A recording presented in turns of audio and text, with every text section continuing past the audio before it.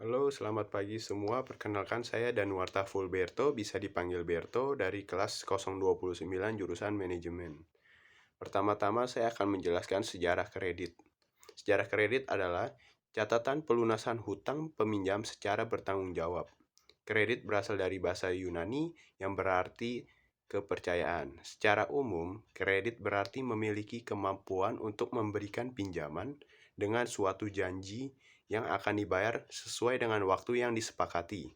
Sedangkan pengertian kredit menurut Undang-Undang Nomor 10 Tahun 1998 tentang perubahan atas Undang-Undang Nomor 7 Tahun 1992 tentang perbankan adalah penyediaan uang atau tagihan yang dapat dipersamakan dengan itu, berdasarkan persetujuan atau kesepakatan peminjam-meminjam antar bank dengan pihak lain yang mewajibkan pihak peminjam untuk melunasi utangnya setelah jangka waktu tertentu dengan pemberian bunga. Dapat diketahui, penggunaan uang dalam bentuk kurang sistematis sebenarnya telah dikenal beberapa abad sebelum orang-orang Romawi. Dengan bertambah ramainya hubungan antara dagang di daerah Laut Tengah, lahirlah berbagai bentuk pembiayaan, semisal yang dikenal dengan sea loans, di mana seorang kapitalis membiayai seorang pedagang dan sekaligus ikut serta dalam menghadapi resiko. Apabila perjalanan sukses, kreditor mendapatkan 20 hingga 30%. Namun, kalau perjalanan tidak sukses, misalnya sebagai contoh kapal tenggelam, si kapitalis kehilangan seluruh modalnya.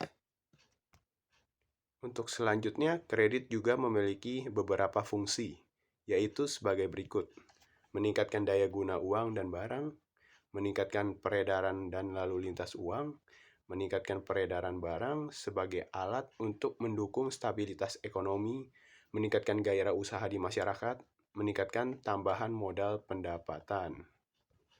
Untuk yang berikutnya, jenis-jenis kredit. Yang pertama adalah kredit jangka waktu. Terdiri dari kredit jangka pendek, kredit yang dilakukan paling lama 1 tahun. Kemudian kredit jangka menengah, kredit yang dilakukan 1 hingga 3 tahun. Untuk yang berikutnya adalah kredit jangka panjang, kredit yang dilakukan lebih dari 3 tahun. Berikutnya ada kredit macam, yaitu kredit ASKEP.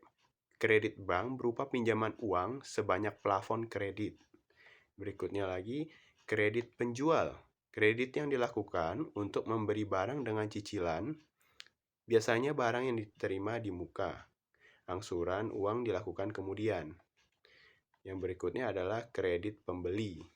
Kredit yang untuk mendapatkan barang, tetapi pembelian dilakukan dengan uang muka dan barang diterima setelahnya. Setelah kredit macam, ada kredit sektor perekonomian. Kredit pertanian, yaitu kredit yang disalurkan kepada masyarakat yang melakukan usaha perkebunan, peternakan, perikanan. Berikutnya ada kredit perindustrian. Kredit yang disalurkan pada pelaku industri, baik kecil, menengah, hingga besar. Ada juga kredit pertambangan, yang dimana kredit disalurkan kepada pelaku usaha tambang.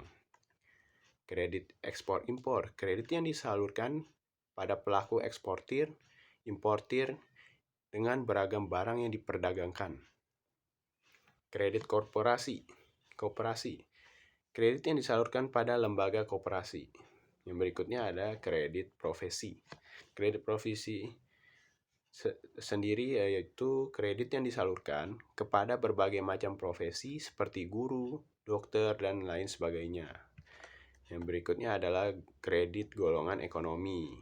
Golongan ekonomi lemah, yaitu kredit yang ditunjukkan kepada pelaku usaha dengan kekayaan maksimal 600 juta. Kekayaan ini tidak termasuk tanah dan bangunannya. Berikutnya adalah golongan ekonomi menengah dan konglomerat, yaitu kredit yang ditunjukkan kepada pengusaha menengah dan besar dengan kekayaan di atas 600 juta.